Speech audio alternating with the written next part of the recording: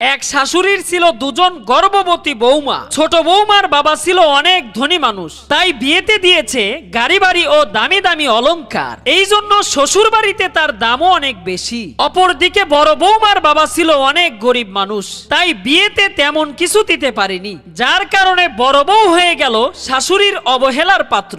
একদিন হঠাৎ তারা দুজন হাসপাতালে সন্তানের মা হলো। এদিকে শাশুড়ি পুরো ঘর সুসজ্জিত করে অপেক্ষা করতে লাগলো তার ছোট বউ ও তার ছেলের জন্য। বড় বউ আর তার ছেলের কথা কারো ভাবনাতেই নেই। ঠিক এমন সময় হাসপাতাল থেকে ছোট বউ ফোন করে বলল, মা, আমি হাসপাতাল থেকে সরাসরি আমার বাবার বাড়ি যাচ্ছি, কারণ হইল এখন আমার আরাম দরকার। ছোট বৌমার কথা শুনে শাশুড়ি অনেক কষ্ট পেল। ঠিক তখনই বড় বৌমা তার ছেলেকে নিয়ে বাড়িতে চলে আসলো। শাশুড়ি তখন বলল, তুমি কেন যাওনি তোমার বাবার বাড়ি? তখন বড় বউ বলল, কেন যাব বাবার বাড়ি? এটাই তো আমার বাড়ি। এ বাড়িতে থাকার মতো শান্তি আমি কোথাও পাবো না। বড় বৌমার কথা শুনে শাশুড়ির চক্ষু বেয়ে পানি পড়তে লাগলো।